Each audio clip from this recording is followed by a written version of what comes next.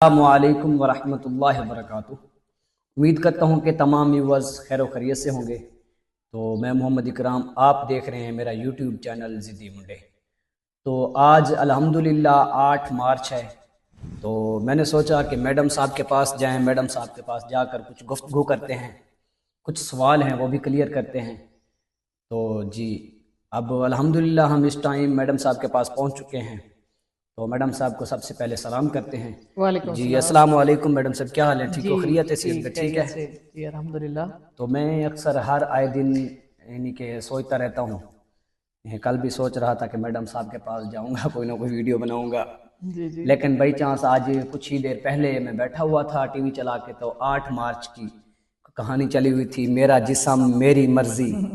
تو میں بہت بڑا اس چیز کو دیکھ کر نیگیٹو ہو گیا، بہت نیگیٹیوٹی ایکٹیویٹی شروع ہو گئی میرے اندر۔ یار یہ کیا چیز ہے، میرا جسم میری مرضی؟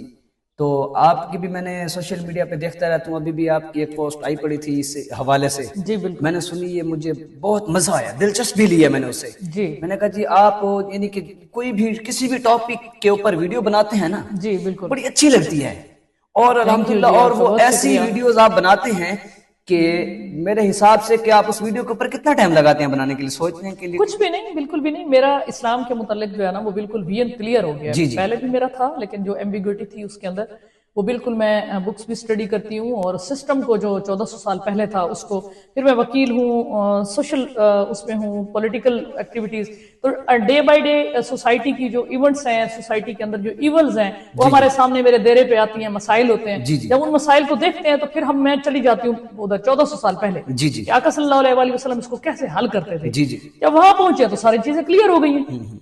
اچھا یہ کیا ہے میڈم صاحب، آپ تو ویسے بھی اس چیز کے بارے میں، کیونکہ آپ بھی تو عورت ہیں، آپ بھی تو کہہ سکتی ہیں سوشل میڈیا کے اوپر میرا جسم میری مرضی، یہ وقت کیا ہے؟ نعوذ باللہ، خدا نہ کرے، لیکن بات یہ ہے کہ اگر تربیت ایسی ہوتی تو میں بھی ضرور کہتی، ظاہر ہے۔ اب یہ جو بچیاں یہاں پہ اٹھی ہوئی ہیں یورپ اور ہندو کلچر کے اندر نا، بیسیکلی ہم نے انہیں قرآن دین کی تعلیم ہی نہیں دی، ہم نے انہیں یہ بتایا ہی نہیں ہے کہ حضور صلی اللہ علیہ وآلہ وسلم نے اپنی بیٹی کو کیا تربیت دی تھی، اپنی امہات المومنین کو کیا دی تھی۔ عورت جو ہے بیسیکلی اللہ کی طرف سے یہ صنف نازک ہے، یہ جسمانی طور پر کمزور ہے، اسے ماننا پڑے گا، یہ کما نہیں سکتی، بالکل ٹھیک ہے۔ اس کے علاوہ یہ مادہ ہے، اس نے بچے پیدا کرنے ہیں، اللہ نے مرد کو جو ہے وہ جسمانی طور پر طاقتور بنایا اور اسے باہر کی ڈیوٹی دی ہے، جہاں پہ اس کے لیے سارے سورسز اور ایسے ماحول ہیں، یعنی کہ آپ یہ سوچ لیں کہ مرد کی یہی سزا کافی ہے کہ وہ جب کمانے کے لیے جاتا ہے باہر، اس کو روزی نہیں ملتی۔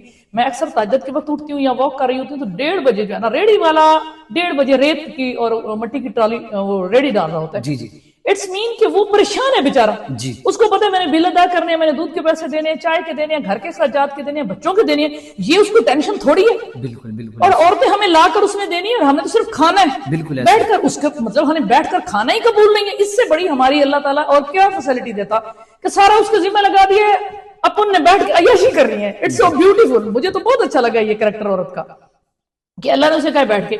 اب اس کے ساتھ ساتھ اللہ نے یہ کہا ہے کہ آپ ایک مرد کے اندر اتنی انوالو نہ ہو جائیں کہ آپ اسی کے بارے میں سوچتی رہیں، ابھی یہ شام کو آئے گا، بس یہ کہیں چلا نہ جائے، نہیں، اس کا حق ہے 4 شادیاں کرنا۔ بیسیکلی 4 شادیاں جو کرنی ہے نا وہ اس کی فطرت میں بھی شامل ہے کہ وہ افورڈ کر سکتا ہے، فزیکلی وہ سٹرونگ ہے۔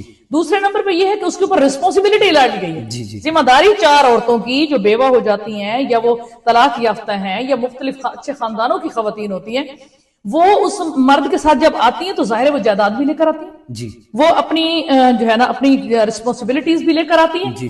تو وہ جب زیادہ خواتین اکٹھی ہوں گی، دیکھیں آپ نے برداشت نند کو بھی کرنا ہے، ساس کو بھی کرنا ہے، دیورانی کو، اس سے بہتر یہ ہے کہ آپ اپنی سوکن کو برداشت کرنا، بالکل اللہ اس کے رسول کا حکم ہے، تو اٹس مچ بیٹر۔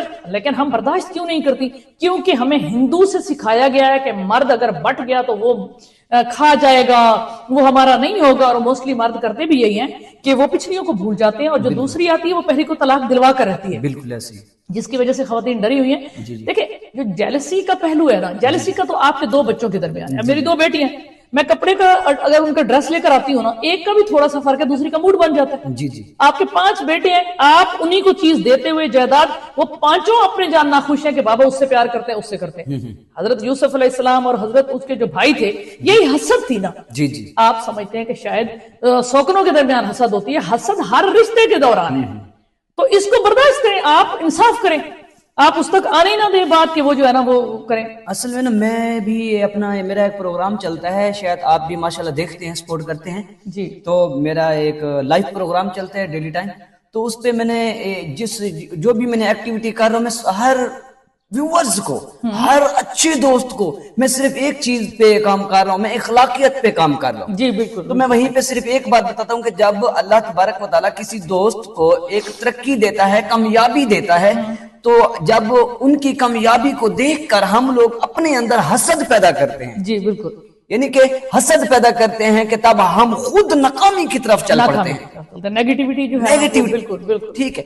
کم از کم اگر کسی دوست, کوئی بھی دوست اللہ نے اس کو عزت دی ہے, وہ اپنی محنت کر رہا ہے, دن دگنی محنت کر رہا ہے, تو اللہ پاک اسے عزت دے, تو ہم لوگوں کا حق بنتا ہے کہ ہم سب سے پہلے اس کی غلطی نہ ڈھونڈیں, اس کے ایسی اچھی بات کو ڈھونڈیں کہ جس بات کو ہم اس کا داد دے کے اسے سپورٹ کریں, وہ اپنے اندر کی جو غلطیاں وہ دور کر دے ہماری سپورٹ کی وجہ سے, ہماری خوشی کی وجہ سے.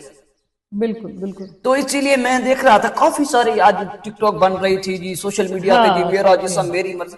میں بہت حیران ہو گیا کہ یار یہ کیسا کلچر ہے ہمارے ملک کے اندر, کیا ہے جی میرا جسم میری مرضی, کتنی, حالانکہ اس چیز کا ہماری آنے والی نسل تک بھی اثر پڑتا رہے گا, ہماری نسل در نسل خراب ہو رہی ہے. ایک جو ہے نا والدین جو ہے نا وہ اپنی بیٹیوں کو جائیداد اور شعور اور تعلیم دیے بغیر جو ہے نا وہ ایسے ہی بونگیاں سی اٹھا کے دوسرے گھروں میں دے دیتے ہیں نا, پھر اس کے بعد اس کو سیکیور نہیں کرتے, اس کا حق مہر وغیرہ بھی نہیں دکھاتے. تو مرد جسمانی طور پر جب وہ طاقتور ہے, جب پہلی عورت اخراجات کے کرتی ہے, اچھا فرض کریں پھر وہ عورت اس کو اچھی نہیں لگتی, اللہ اور اس کے رسول نے کہا کہ تم اس کو ڈائیورس دے دو. جی جی ٹھیک ہے نا, عورت ہے, اس کی غریب گھر میں شادی ہوگی, اس کو ڈائیورس کا حق ہے. حضرت بی بی زینب بنت جحش نے ڈائیورس لی تھی, جو حضرت اسامہ بن زید کے پاس تھی, سوتیلے بیٹے کے پاس تھی, اور اللہ اور اس کے رسول نے بہت ایزی کر دیا نکاح کو.